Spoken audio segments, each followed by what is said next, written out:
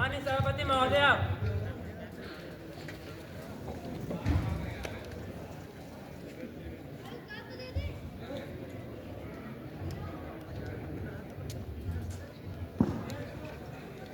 I welcome you all for the past session.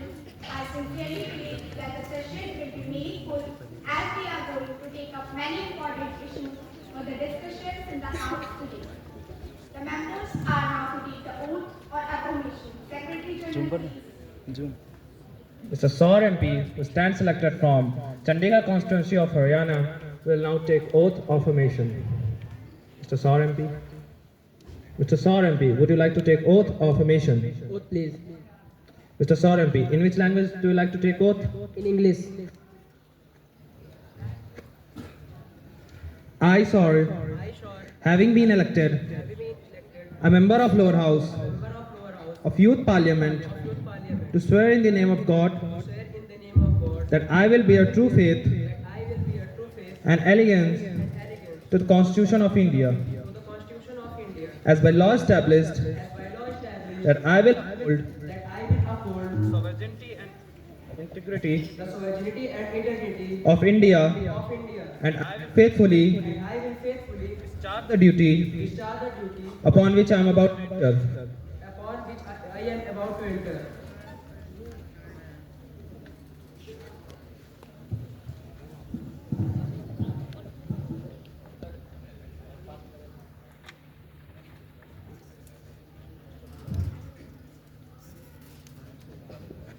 Ms. Ritika MP, who stands elected from Saharanpur constituency of Uttar Pradesh, will now take oath. Ms. Ritika MP. Ms. Ritika MP, do you like to take oath or affirmation? Oath, please. Ms. Ritika MP, in which language do you like to take oath? In Hindi. मैं सुश्री रितिका, जो बाल संसद की लोकसभा की सदस्य निर्वाचित हुई हूँ, ईश्वर की शपथ लेती हूँ कि मैं विधि द्वारा स्थापित भारत के संविधान के प्रति श्रद्धा और निष्ठा रखूंगी, देश की प्रभुसत्ता और एकता बनाए रखूंगी, तथा जिस पद को मैं ग्रहण करने वाली हूँ उसके कर्तव्यों का श्रद्धापूर्वक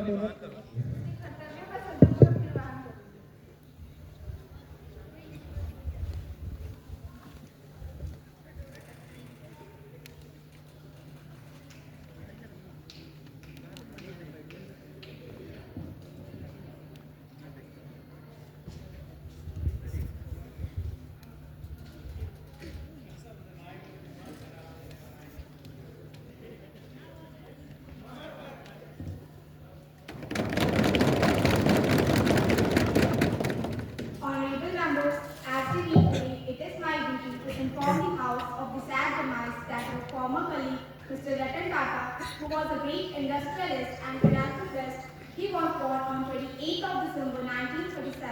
He was the founder of Tata Group. He later succeeded in J.R.D. Tata and Tata Sons. Mr. Ratan Tata received Padma Bhushan in 2000 and Padma Vibhushan in 2008.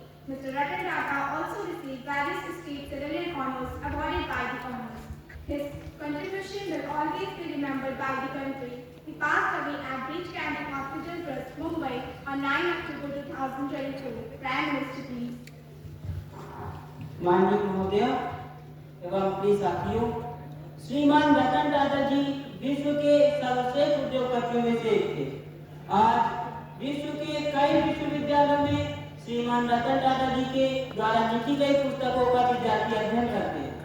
श्रीमान रतन टाटा जी ने सदैव ही देश हित के लिए कार्य किए और उनके द्वारा किए गए कार्य सदैव स्मरणीय रहेंगे। मैं श्रीमान रतन टाटा जी को विनम्र श्रद्धांजलि अर्पित करता हूँ और ईश्वर से यह कामना करता हूँ कि ईश्वर उनकी आत्मा को शांति प्रदान करे। Opposition party leader, please. देश ने आदर्श नागरिक श्री रतन टाटा जी को खो दिया। उनके द्वारा किए गए कार्य अतुलनीय थे। उनका जीवन सदैव देश के लिए योगदान भरा रहा है। मैं श्री रतन टाटा जी को विनम्र श्रद्धांजलि अर्पित करता हूँ। Now I will request the House to stand in silence for a while to express our deep sorrow.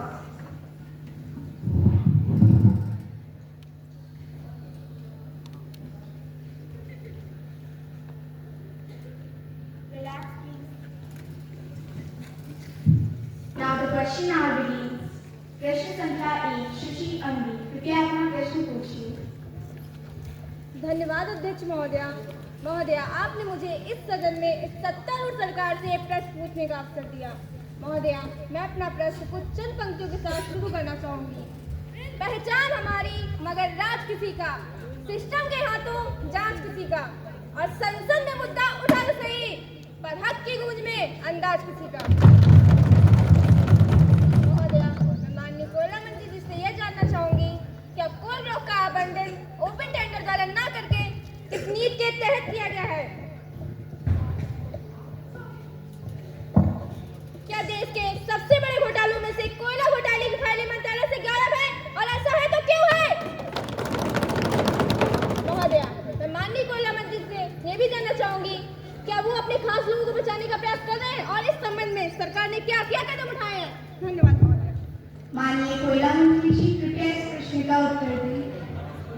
धन्यवाद अध्यक्ष महोदया। महोदया, जो सिस्टम की बात करते हैं उन्हें सिस्टम को जानना चाहिए। घोटालों की बात करने वालों को स्वयं को पहचानना चाहिए।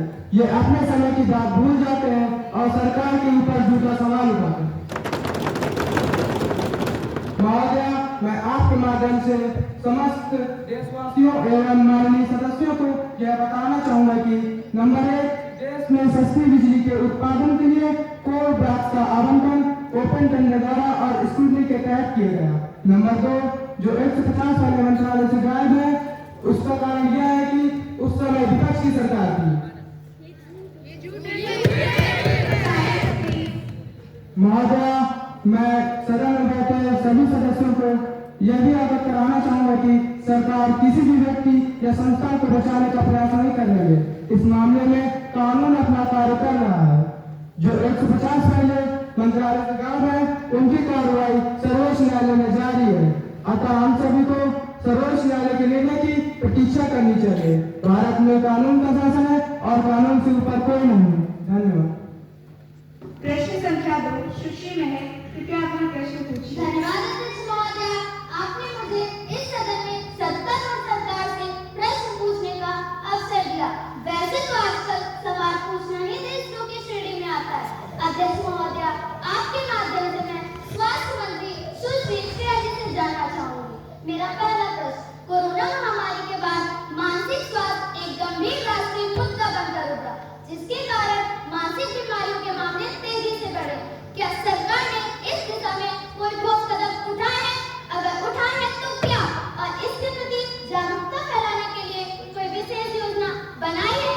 मेरा दूसरा प्रश्न, ग्रामीण क्षेत्रों में स्वास्थ्य सेवाओं की कमी के कारण आम जनता को काफी कठिनाइयों का सामना करना पड़ता है। सरकार ने इस दिशा में अभी तक कदम क्यों नहीं उठाए? क्या सरकार ने अनदेखा कर रही है? अगर नहीं तो क्या कदम उठा रही है? माननीय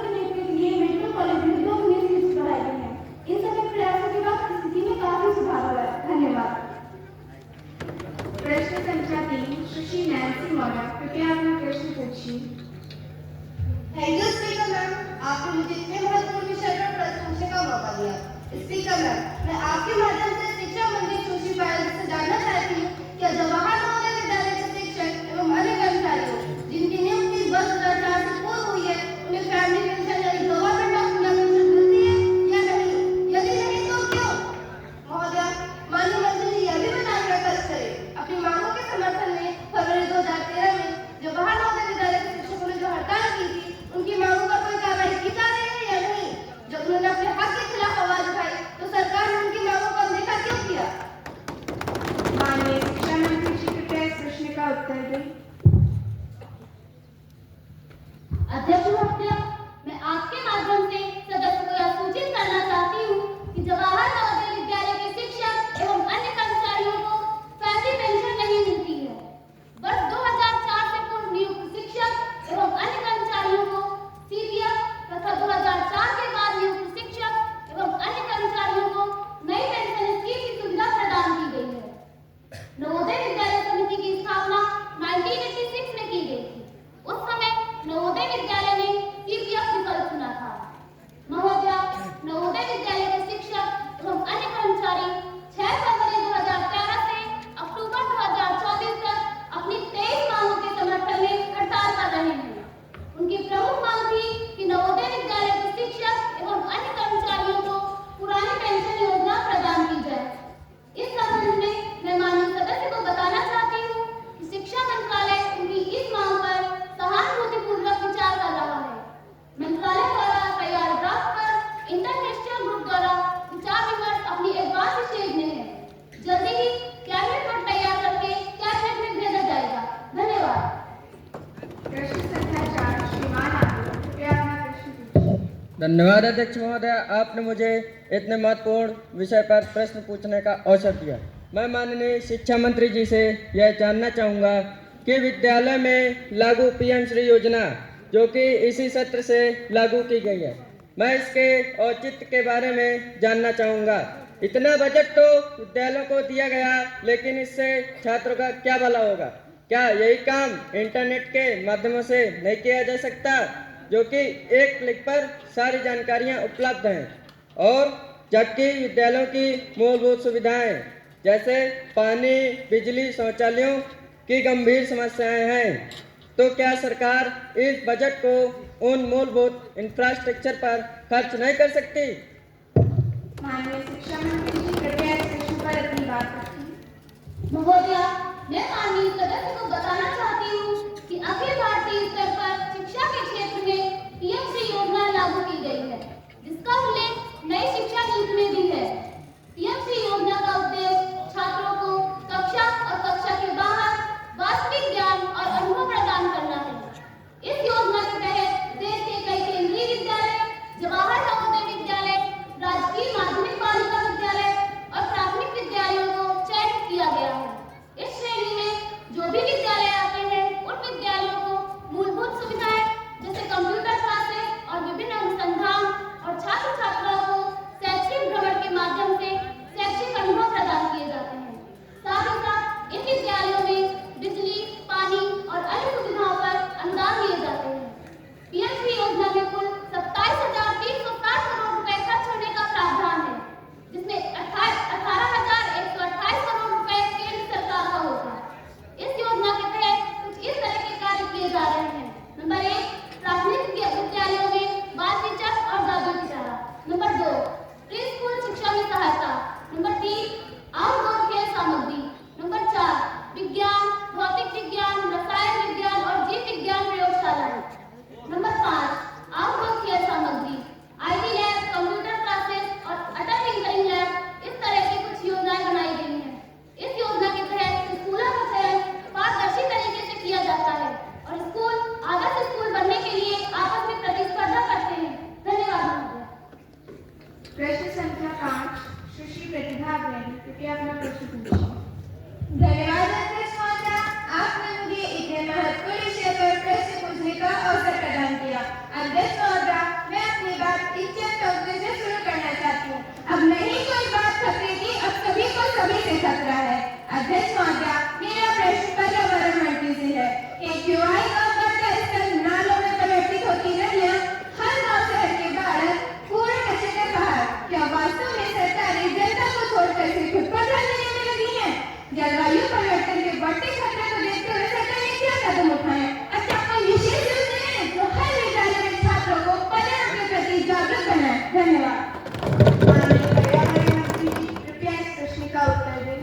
लॉक कर दिया बस अध्यक्ष इतनी लाइन महोदय, मैं आपके माध्यम से माननीय मंत्री जी को बताना चाहूंगा कि सरकार जलवायु परिवर्तन और पर्यावरण संरक्षण को लेकर पूरी तरह से प्रतिबद्ध है। सरकार ने इस दिशा में कई ठोस कदम उठाए हैं। नंबर 1, राष्ट्रीय स्वच्छ गंगा मिशन। इसमें नदियों को स्वच्छ और पुनर्जीवित करने के लिए बड़े पैमाने पर प्रयास किए जा रहे हैं। इसमें गंगा और अन्य नदियों के किनारे बसे कस्बों और शहरों में सीवेज ट्रीटमेंट प्लांट की स्थापना की गई है। नंबर 2, कचरा प्रबंधन और पुनर्चक्रण।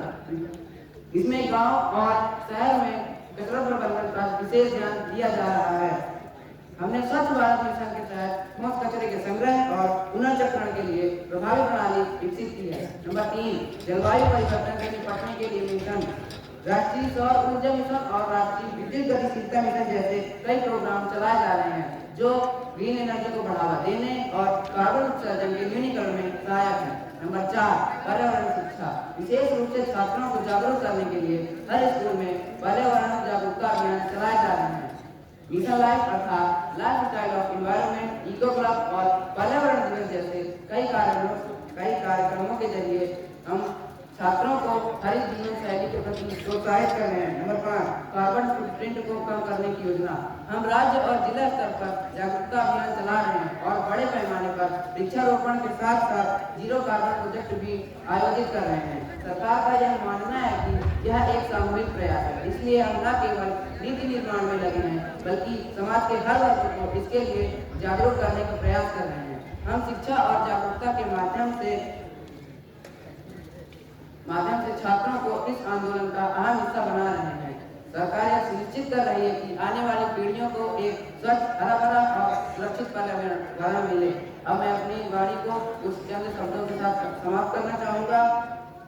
इनके कड़वे स्वर में मधुर राग हमारा है, इनके कड़वे स्वर में मधुर राग हमारा है और फूलों की चिंता ये ना करें, माली है उनके और बात हमारा।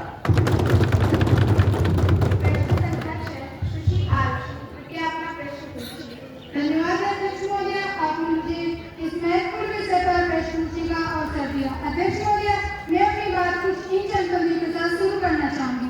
महंगाई के मामले में सरकार चुप्पी साधे बैठी है, आंखों में गद्दारी की पट्टी बांधे बैठी। इस शहर संसद में आप सारे पर्दे खोलूंगी, चाहे मुझे सूर्य पट्टी में चढ़ा दिया जाए, मन की सच्चाई बोलूंगी मैं।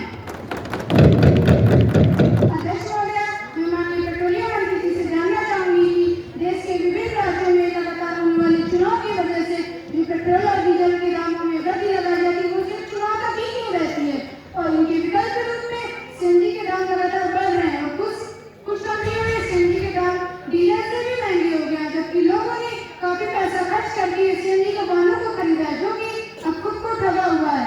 मैं माननीय मंत्री जी से जानना चाहूंगी कि सीएनजी के दामों को रोकने के लिए उनके पास क्या उपाय है। और दूसरी तरफ सरकार इलेक्ट्रॉनिक वाहनों को प्रमोट करने का भी बहुत हल्ला मचा है, जबकि वास्तविकता अलग है और न इनको चार्ज करने के लिए बेसिक इंफ्रास्ट्रक्चर कदम उठा रही है। माननीय मंत्री जी से निवेदन करूंगी कि मेरे दोनों सवालों पर नीति और योजना स्पष्ट करें। धन्यवाद। माननीय पेट्रोलियम मंत्री जी कृपया इस प्रश्न का उत्तर दें। मैं माननीय सदस्य को अवगत कराना चाहता हूं कि विगत 3 वर्षों से सरकार ने पेट्रोल और डीजल के दामों में कोई वृद्धि नहीं की है। मैं माननीय सदस्य को यह भी अवगत कराना चाहता हूं कि पेट्रोलियम पदार्थों का मूल्य अंतर्राष्ट्रीय बाजार में कच्चे तेल के दामों पर निर्भर करता है, क्योंकि भारत अपनी खपत का 70% तेल निर्यात करता है, इसलिए इसके दाम घटते बढ़ते रहते हैं। जहाँ तक सीएनजी के दाम का सवाल रहा तो इस ईंधन से व्यवसायिक मांग भी चलने लगे, इस कारण इसके दाम में बढ़ोतरी हुई है। जहाँ तक बढ़ोतरी हुई है, सरकार पर्यावरण के प्रति भी जागरूक है, इसलिए विद्युत चालक वाहन एवं गैस वाहन बड़ी संख्या में बाजार में ला रहे हैं। अधिकांश शहरों में डीजल से चलने वाले वाहनों पर रोक लगा दी गई है। धन्यवाद। प्रश्न संख्या 7, श्रीमान मंत्री कृपया अपना प्रश्न पूछिए। माननीय अध्यक्ष महोदय, सर्वप्रथम मैं आपके माध्यम से वर्तमान सरकार से जानना चाहता हूँ कि कहने के लिए तो स्त्रियों को पुरुषों के समान अधिकार प्राप्त है, परंतु वास्तव में केवल कहने के लिए है। वास्तविकता इससे एकदम विपरीत ही है, क्योंकि आज भी स्त्रियों को स्वेच्छा से घूमने फिरने एवं स्वेच्छानुसार अपना जीवन साथी चुनने तक में स्वतंत्रता नहीं है। यहाँ तक कि स्त्रियों को सुरक्षित रूप से कार्य करने के लिए भी स्वतंत्र नहीं है। हाल ही में पश्चिम बंगाल में हुए एक महिला डॉक्टर के साथ हुए हादसे ने पूरे महिला समाज की सुरक्षा पर प्रश्न उठाया है।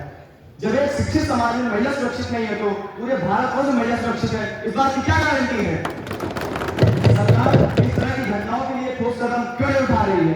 तो एक ऐसा समाज आता है।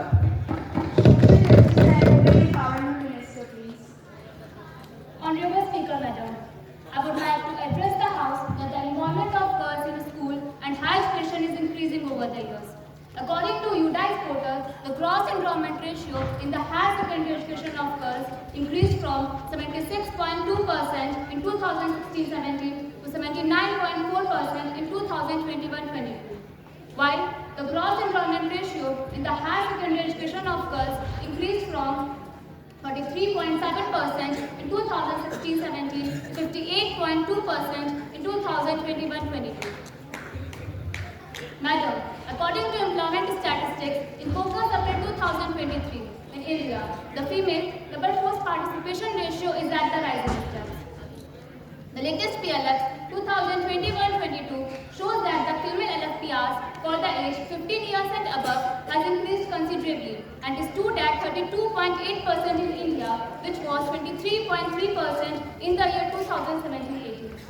The female LFPRs for the age group 15 to 59 years has also increased to 32.8% in 2021-22 from 25.7% in 2016-17. The continuous government interventions are one of the major factors of this successive progress. Despite various socio-economic norms and the women participation in labor force and workforce is increasing significantly and further inspiring others for moving on the success path. In the journey of employment of females, the government assistance in the terms of policies, schemes and programs are their companion. Madam, no respected member already mentioned about West Bengal case. I would like to inform him that the case of West Bengal was under consideration of Supreme Court and the guilty was sentenced to life imprisonment under section 64, 66 and 103 of Bharatiya Nyaya Sanhita. मैं माननीय सदस्य से अभी निवेदन करना चाहूंगी कि वह इस तरह के मामलों में राजनीति ना करें। यह बहुत ही संवेदनशील मामला है। हम सभी इस तरह के मामलों से अत्यंत चिंतित हैं और जहां तक प्रश्न महिलाओं के समान अधिकार का है तो माननीय सदस्य इस बात पर भी विचार करें कि वर्तमान में हमारे देश के सर्वोच्च पद पर भी एक महिला ही कार्यरत है। साथ ही भारत के अनेक महत्वपूर्ण पदों पर महिलाएं कार्यरत हैं। Now at last I would like to end it with some words. मैं स्त्री हूँ, मैं नारी हूँ, मैं कली हूँ, मैं फुलवारी हूँ, मैं दर्शन हूँ, मैं दर्पण हूँ, मैं नाच, मैं ही गर्जन, मैं श्रीमद् भगवद गीता हूँ, मैं द्रौपदी हूँ, मैं सीता हूँ। पुरुषों के इस दुनिया ने मुझे यह कैसी नियति दिखलाई, कभी जुए में हार गए तो कभी अग्नि परीक्षा दिलवाई। और इस दर्द से बढ़कर कोई दर्द नहीं हो सकता है, जो नारी का अपमान करे वो मर्द नहीं हो सकता है। आओ प्रण लो मेरे साथ और ये आवाहन करो, अपनी मर्यादाओं को समझो और नारी का सम्मान करो। प्रश्न संख्या 8, श्रीमान राज, कृपया अपना प्रश्न पूछिए। माननीय अध्यक्ष महोदय, मैं आपके माध्यम से श्रीमान खाद्य एवं कृषि मंत्री से यह प्रश्न पूछना चाहता हूं कि क्या खाद्य एवं कृषि मंत्री इस बात से अवगत है कि यूरिया के दामों में लगातार वृद्धि हो रही है तथा डीएपी का दाम 1800 प्रति बोरी पहुंच गया है। मेरा दूसरा प्रश्न, यदि हाँ तो सरकार यूरिया के दामों में वृद्धि को रोकने के लिए क्या उपाय कर रही है। मेरा तीसरा प्रश्न, यदि क्या सरकार यूरिया के आयात को रोकने के लिए क्या उपाय कर रही है। कृषि मंत्री जी, कृपया इस प्रश्न का उत्तर दें। अध्यक्ष महोदया, यूरिया और डीएपी के मूल्यों में हो रही वृद्धि की जानकारी सरकार को है। यूरिया और डीएपी के मूल्यों को रोकने के लिए सरकार कई प्रकार के उपाय कर रही है। केंद्र सरकार ने पहले ही यूरिया संकट पर बड़ा बयान दिया और कहा है कि देश में यूरिया की कोई कमी नहीं है। कमी कुछ लोगों द्वारा पैदा की जाती है जो बाजार को प्रभावित कर लाभ कमाने के लिए अनावश्यक कमी पैदा कर रहे हैं। मैं सदन को बताना चाहता हूं कि देश में यूरिया की कोई कमी नहीं है और राज्य सरकार से आग्रह करूंगा कि वे सक्रिय रूप से हस्तक्षेप करें और उन लोगों पर कार्रवाई करें जो बाजार को प्रभावित करते हैं। यूरिया का एक विस्तृत निगरानी तंत्र और जिला मजिस्ट्रेट सुनिश्चित करते हैं कि किसानों को समय पर उर्वरक मिले और यूरिया का 45 किलोग्राम का बैग अधिकतम मुद्रा 260 रुपये में बेचा जाता है और वहीं डीएपी का 50 किलोग्राम का बैग 1800 में बेचा जाता है और दोनों ही मामले में सरकार सरकार किसान को प्रति बैग के लिए 1000 से ज्यादा की सब्सिडी देती है। धन्यवाद। प्रश्न संख्या 9 सुश्री वैष्णवी, कृपया अपना प्रश्न पूछिए। धन्यवाद अध्यक्ष धन्यवाद अध्यक्ष महोदया, आपने मुझे इतने महत्वपूर्ण विषय पर प्रश्न पूछने का अवसर प्रदान किया। माननीय अध्यक्ष महोदया, क्या वित्त मंत्री जी और उनकी सरकार इस बात से अवगत है डॉलर के मुकाबले भारतीय रुपए का मूल्य लगातार जारी है और ये गिरकर प्रति डॉलर 87.33 रुपए के ऊपर पहुंच गया है। मेरा दूसरा प्रश्न, इस अवमूल्यन का क्या कारण है? मेरा तीसरा प्रश्न, रुपए के अवमूल्यन को रोकने के लिए सरकार कौन-कौन से कदम उठा रही है? माननीय वित्त मंत्री जी, कृपया इस विषय का उत्तर दें। अध्यक्ष महोदया, मैं आपके माध्यम से सदन को सूचित करना चाहूंगी कि सरकार को इस मामले में पूरी जानकारी है कि डॉलर के मुकाबले भारतीय मुद्रा का मूल्य गिर रहा है। यह गिरावट सरकार द्वारा नहीं की गई है। यह गिरावट का मुख्य कारण बाजार शक्तियों के द्वारा विनिमय दर में आने वाले परिवर्तन थे। भारतीय मुद्रा में जो भी परिवर्तन देखे जा रहे हैं वे वैश्विक तथा घरेलू कारणों जैसे यूएस डॉलर इंडेक्स में आई बढ़ोतरी, पूंजी के बाह्य प्रभाव तथा ब्याज दर में आए अंतर के कारण है। अक्टूबर 2024 में भारतीय मुद्रा तथा अन्य एशियाई मुद्राओं का मूल्य यूएस डॉलर के मुकाबले कम हुआ है। यह मूल्य यूएस निर्वाचन के कारण आई अनिश्चितताओं का परिणाम है। 1 अक्टूबर 2024 से 21 जनवरी 2025 के मध्य यूएस डॉलर सूचकांक 6.5% बढ़ा है, जिसके कारण भारतीय मुद्रा में 2.9% की गिरावट आई है। महोदया, अन्य एशियाई मुद्राओं में दक्षिण कोरिया की वोन, इंडोनेशियन रुपए तथा मलेशियन रिंगिट में क्रमशः 8.1%, 5.4% तथा 6.6% की गिरावट दर्ज की गई है। इसी समयावधि में G10 देशों के मध्य जापान के येन, ब्रिटिश पाउंड तथा यूरो में भी क्रमशः 6%, 7% तथा 9.9% की गिरावट दर्ज की गई है। तेल आयातकों की मजबूत डॉलर मांग और कमजोर जोखिम उठाने की क्षमता के कारण बाजारी फंडों की लगातार निकासी और विदेशी बाजार में अमेरिकी डॉलर की व्यापक मजबूती के कारण रुपए पे दबाव जारी है। महोदया, हाल ही में आई एक्सचेंज डेटा के अनुसार विदेशी निवेशकों ने शनिवार को पूंजी बाजार में शुद्ध आधार पर 1327.09 करोड़ की हिस्सेदारी भी बेची है।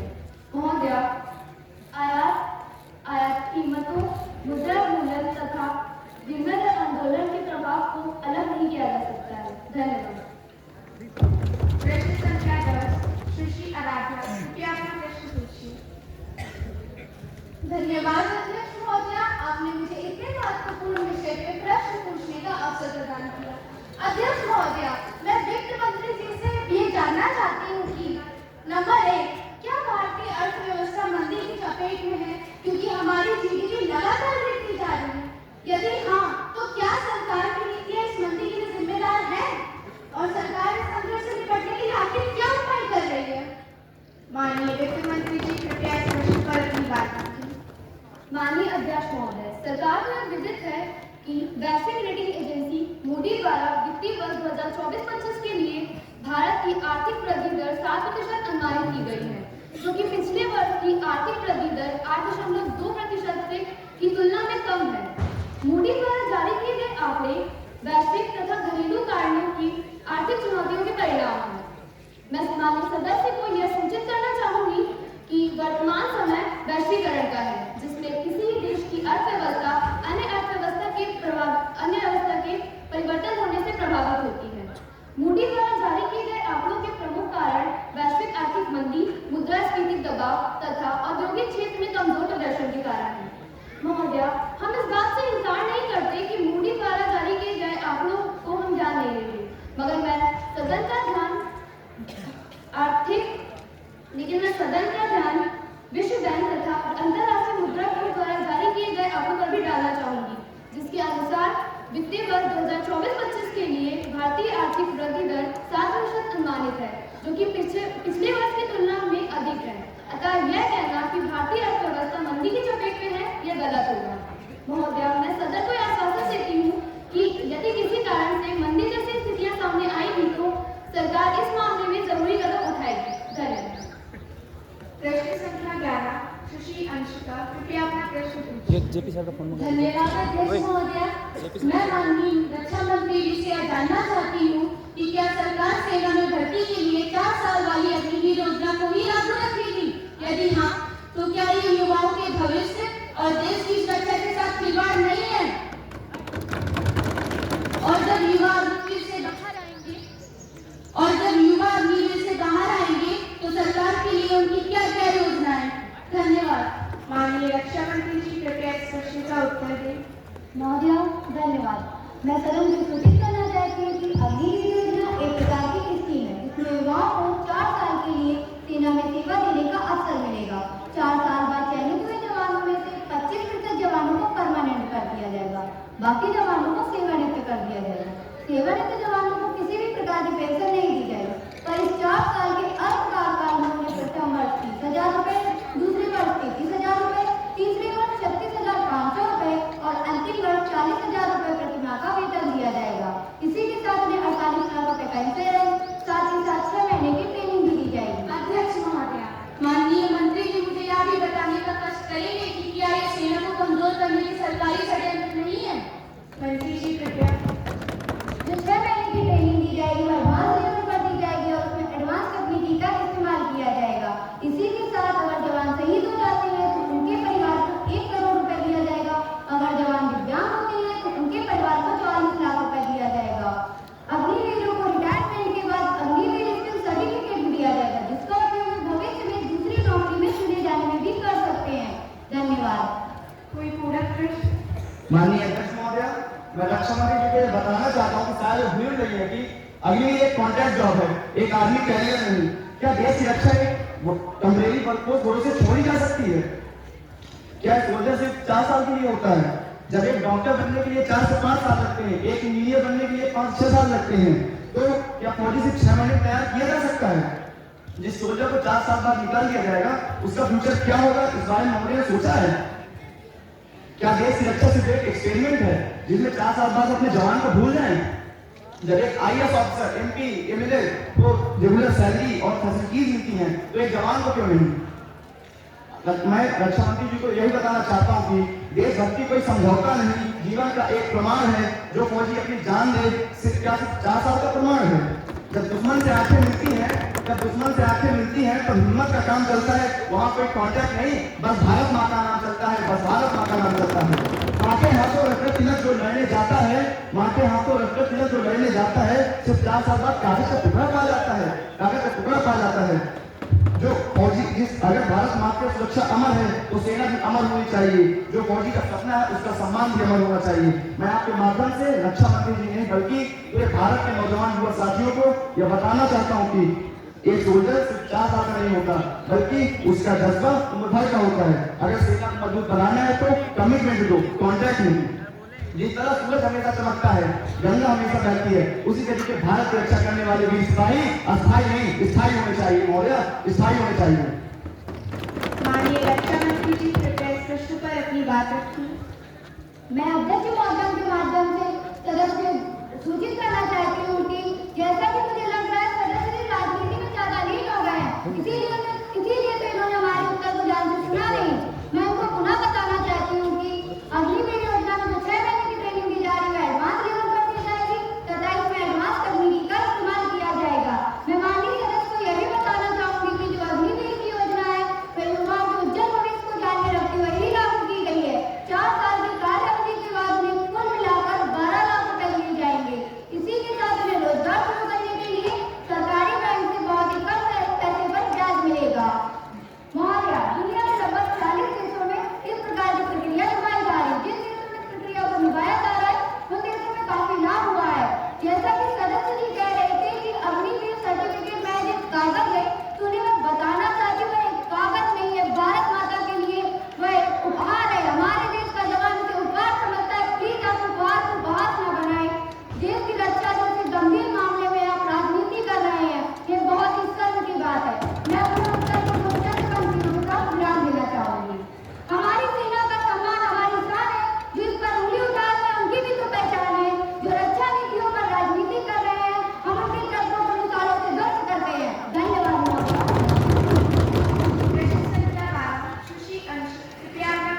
question. धन्यवाद अध्यक्ष महोदय, आपने मुझे इतने महत्वपूर्ण विषय पर प्रश्न पूछने का अवसर प्रदान किया।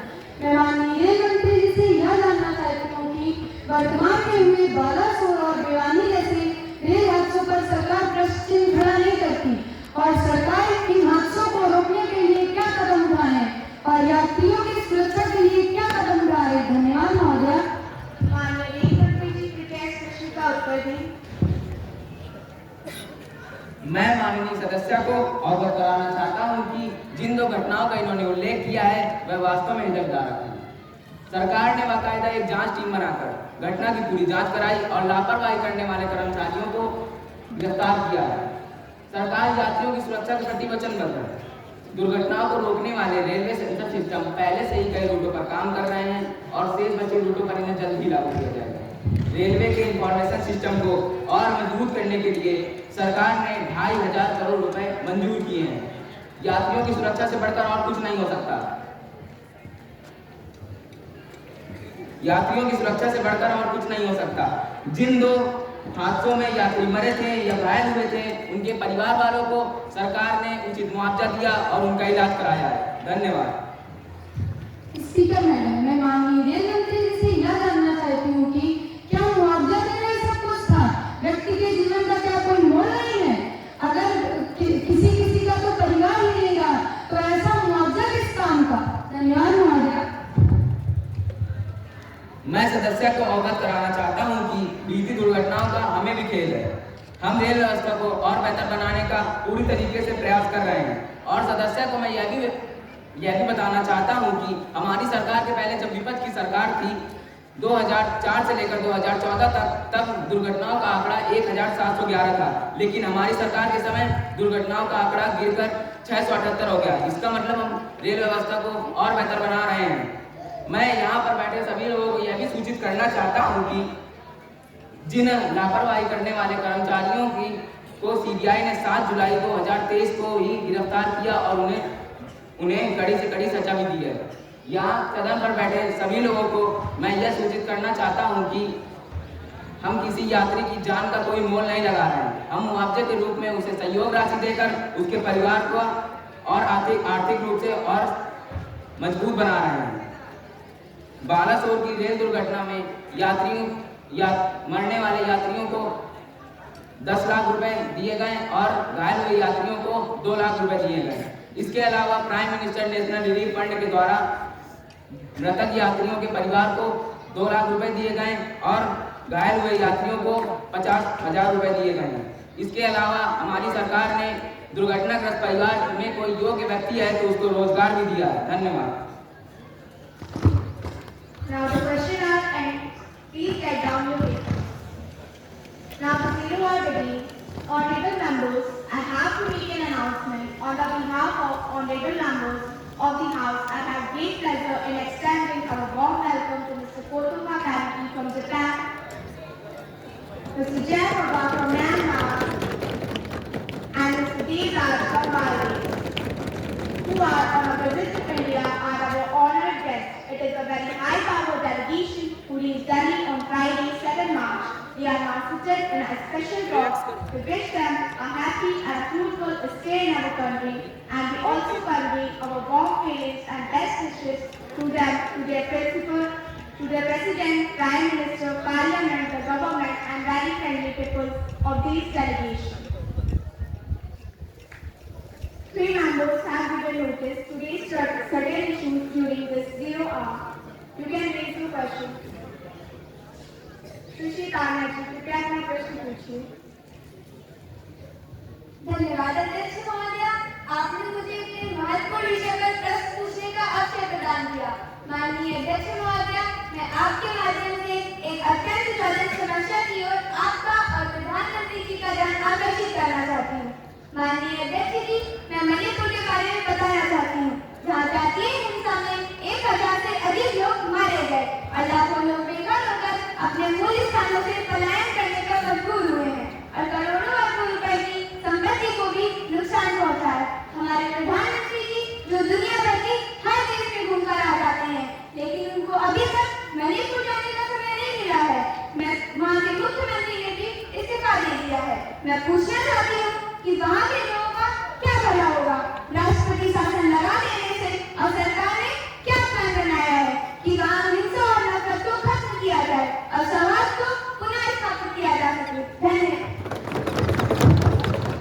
माननीय अध्यक्ष Home Minister, please continue. माननीय अध्यक्ष महोदय, मैं आपके माध्यम से सदन और पूरे देश के लोगों को यह अवगत कराना चाहता हूं कि हमारे पूर्वोत्तर का बहुत ही खूबसूरत राज्य मणिपुर है और वहां के लोग हमेशा प्रेम और सद्भाव के साथ रहना पसंद करते हैं। लेकिन दुर्भाग्य से पिछले कुछ समय से कुछ गलतफहमियों की वजह से वहां के लोगों के बीच में नफरत और हिंसा की भावना आ गई है। हमारी सरकार हिंसा को रोकने के लिए सभी जरूरी कदम उठा रही है, जैसे कि एक्स्ट्रा पैरामिलिट्री फोर्स की तैनाती, पुलिस और पैरामिलिट्री फोर्स के बीच तालमेल, विलेज हेल्पलाइन के माध्यम से लोगों की काउंसलिंग जैसे कुछ कदम उठाए हैं। हमारे यशस्वी प्रधानमंत्री भी मणिपुर को लेकर बहुत चिंतित रहते हैं और वहाँ के हालातों की लगातार जानकारी लेते रहते हैं। मैं विपक्ष से यह अपील करूंगा कि इस मुद्दे पर राजनीति न करते हुए मणिपुर एवं वहाँ के लोगों की परवाह करते हुए सरकार का सहयोग करें, न कि राजनीति।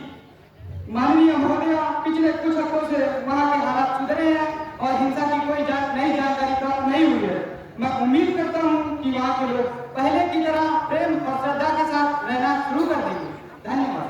Any supplementary question? माननीय अध्यक्ष महोदय, मैं मंत्री जी से यह प्रश्न पूछना चाहूंगी कि सवाल पूछा गया था प्रधानमंत्री जी से और उत्तर दे रहे हैं गृह मंत्री जी, और मेरा सवाल था कि वहाँ जो हो गया उसके बाद अभी क्या होना बाकी है कि वहाँ शांति स्थापित हो सके। लेकिन गृह मंत्री जी बता रहे हैं मणिपुर का इतिहास, वह न बताइए मंत्री जी, वहाँ के लोगों की जान माल की सुरक्षा की क्या गारंटी है, यही बताइए कि आगे से ऐसा ना हो। महोदय, हमारे विपक्ष के लोग किसी बात को सीरियस लेते ही नहीं है और वजह है कि लोगों ने भी इनको अब सीरियस लेना बंद कर दिया है और विपक्ष में बैठा दिया है। मैंने मणिपुर हिंसा की कठोर शब्दों से निंदा की है और हमेशा हमारी सरकार इस बात पर जोर देती रहती है कि समस्या का समाधान सिर्फ और सिर्फ बातचीत से हो सकता है। हमारी केंद्र की सरकार पहले मुख्यमंत्री और राष्ट्रपति के शासन में सक्रिय रूप से कोशिश कर रही है कि दोनों ही समुदाय, कुकी और मैतेई, बातचीत की टेबल पर आए और एक सर्वमान्य हल निकाला जाए। श्रीमान अभिनव, कृपया अपना प्रश्न पूछिए। सावन भादव साधु हो गए, बादल सब सन्यासी, पछुआ चूस गई, पुरवा को धरती रह गई प्यासी। फसलों ने बैराग ले लिया, गोगी हो गई धानी, राम जाने कब बरसेगा पानी, कब बरसेगा पानी। अध्यक्ष महोदय, आप सभी को विदित है कि कमजोर मानसून के कारण देश भर में अकाल की संभावना बनी हुई है। भारतीय मौसम विभाग के अनुसार 11 जुलाई 2024 से 43% वर्षा कम दर्ज हुई है।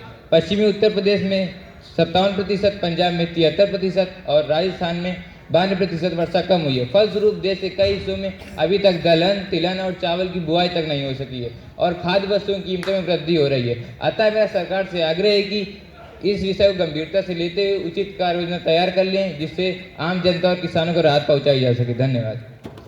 जल संरक्षण मंत्री जी, कृपया इस प्रश्न का उत्तर दें। माननीय अध्यक्ष महोदय, सरकार को यह विदित है कि कमजोर मानसून की वजह से उपज पर प्रतिकूल प्रभाव पड़ते हैं। इन प्रतिकूल प्रभावों को कम करने के लिए सरकार लगातार बेहतर से बेहतर सिंचाई योजनाओं को उपलब्ध कराने हेतु प्रयासरत है। वर्ष 2015-16 से 2021-22 के दौरान प्रधानमंत्री कृषि सिंचाई योजना के तहत एक बूंद अधिक उपज योजना चलाई गई। वर्ष 2022-23 से यह योजना राष्ट्रीय कृषि विकास योजना के तहत चलाई गई। इस योजना के तहत 55% वित्तीय सहायता छोटे तथा सीमांत किसानों तथा 45% अतिरिक्त किसानों के लिए उपलब्ध कराई गई। इसके अलावा नाबार्ड के तहत सूक्ष्म सिंचाई फंड की स्थापना की गई। इस प्रकार इन सभी योजनाओं के तहत सरकार ने सिंचाई सुविधाओं को बढ़ाया है, जिससे कमजोर मानसून जैसी परिस्थितियों में भी सरकार को कोई असुविधा न हो। यदि उपज पर कोई भी प्रतिकूल प्रभाव पड़ेगा तो सरकार किसानों के हित में जो भी दरी होगी वह कदम उठाएगी। धन्यवाद। धन्यवाद महोदय, आपने मुझे इतने महत्वपूर्ण विषय पर प्रश्न पूछने का अवसर प्रदान किया। महोदय, मैं आपके माध्यम से माननीय गृह मंत्री जी से सवाल पूछना चाहती हूँ कि हाल ही में सीबीआई के 174 केस पर क्लोज रिपोर्ट लगाई है, जो कि पीछे के सभी वर्षों से अधिकतम है। उनमें से सभी केस सत्ता पार्टी के नेताओं के खिलाफ या सत्ताधारी गठबंधनों में हाल ही में शामिल हुए नेताओं पर थे। महोदय, क्या क्या ये सीबीआई की विश्वसनीयता पर सवाल नहीं है? यह एक अति गंभीर विषय है। क्या सत्याग्रह ईमानदारी का प्रतीक है? मेरा आपसे अनुरोध है कि सीबीआई की सहायता के लिए संसद में कानून पास किया जाए। क्योंकि लगभग सभी सरकारी निकायों पर हमला हो रहा है। सरकार मनमानी कर रही है। धन्यवाद। महोदया, माननीय सदस्य का सवाल सीबीआई की निष्पक्षता पर संदेह व्यक्त करता है, जबकि यह एक संवैधानिक संस्था है जो कि आजादी के बाद से ही पूरे देश में स्वतंत्र और निष्पक्ष जांच के लिए जानी जाती है।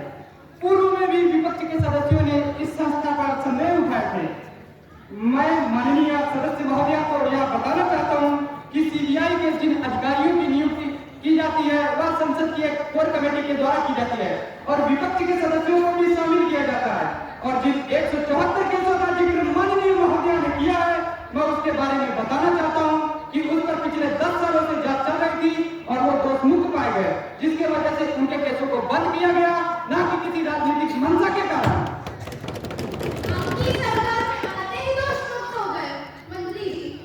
परंतु सदस्य महोदया, आपकी सरकार भी तो उन्हें दोषी साबित नहीं कर पाई और न ही उनको न्याय दिला पाई और न ही उनके केसों को सुलझा पाई। माननीय सदस्य महोदया, आपको प्रश्न करने से पहले उस पर विचार कर लिया जाना चाहिए। Honorable members, I have to make an announcement. Now the House will take up consideration to the Public Examination Prevention of Unfair Means Bill 2022. The government has the need to introduce the bill, which already has been introduced in the last session. Those who are in favor of the bill, please raise your hands. Those who are against the bill, please raise your hands. No. The number of favors are more, so I will request the Education Minister to read the bill in the House. आज के समय में यह बहुत गंभीर समस्या है, इसलिए इस बिल को लाया गया है। कृपया विपक्ष पर भी ध्यान दें। The Public Examination Prevention of Unfair Means Bill 2024. The government felt the need to introduce the Public Examination Prevention of Unfair Means Bill 2024 due to several concerns regarding cheating and malpractice in public examination. यह क्यों लाया गया? The Act broadly in unfair means to include various malpractices such as leaking question papers or answer keys, assisting candidates during exams, tampering with computer networks or resources, impersonating candidates, conducting fake examinations or issuing fake documents, tampering with documents for merit lists or ranks, penalties and punishments for individuals, imprisonment ranging from 3 to 10 years depending on the offence's severity, fines up to rupees 1 crore for organized crimes for service providers, fines up to rupees 1 crore for involvement in malpractices, banning from conducting public examinations for 4 years, personal liability for directors, management involved, for organized crimes, harsher penalties with imprisonment between 5 and 10 years and a minimum fine of rupees 1 crore. Institution involved can face property attachment and forfeiture. Empowering authorities. Conduct surprise check at exam centers and seize electronic devices if suspected false claims. Blacklist service providers found guilty of malpractices. Share information and coordinate across agencies to effectively tackle organized cheating. Additional measures. Establishing specialized code for serious real of offences. Promoting public awareness about the bill and its implications. Thank you. Is there any questions regarding the bill? सार्वजनिक परीक्षा अधिनियम 2024 paper leak को कैसे रोकेगा, जो आजकल की सबसे बड़ी समस्या बन चुकी है। महोदय, मैं आपके माध्यम से माननीय शिक्षा मंत्री जी से यह पूछना चाहता हूं कि क्या यह भी अन्य कानूनों की बात सिर्फ सरकार की तरफ से खाना पूर्ति है? अध्यक्ष महोदय, मैं अपने मित्र और काबिल सांसद जी से कहना चाहती हूँ कि पहले वह बिल को अच्छे से पढ़ लें और समझ लें। Leaking papers and answer keys तो इस बिल का सबसे पहला ही प्रावधान है। सीसीटीवी व अन्य गैजेट के माध्यम से टेक आउट किया जाएगा। पेपर 24/7 सीसीटीवी सर्विलेंस पर रहेगा।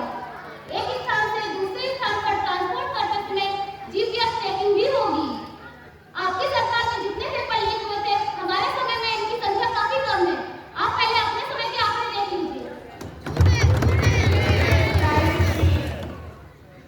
माननीय महोदया, ये सरकार जब से आई है सिर्फ आंकड़ों का खेल ही खेल रही है। हम सब ये जानते हैं आंकड़े सरकारी एजेंसियों द्वारा जारी किए जाते हैं और आजकल सरकारी एजेंसियों का दुरुपयोग किसी छिपा नहीं है। धन्यवाद। माननीय सदस्यगण, ये बिल सिर्फ पेपर लीकिंग ही नहीं रोकेगा। मेरे केस में इतने समय में धांधलीबाजी होती थी, अब उस पर भी लगाम लगेगी। ऑनलाइन पेपर में जो कंप्यूटर नेटवर्क के साथ जो टैंपरिंग की जाती थी, इस बिल के माध्यम से उसको भी रोकने का प्रयास करेंगे। अध्यक्ष महोदया, मेरा ऐसा विश्वास है कि यह बिल एक पारदर्शी व्यवस्था बनाएगा और सही प्रतिभाओं को आगे आने का मौका मिलेगा। धन्यवाद। Those who are in the favor of the bill, please say aye. Those who are against the bill, please say no. I think the ayes have it, the ayes have it, the ayes have it. The bill is considered to be passed. The motion is adopted. Now the House stands adjourned to meet again tomorrow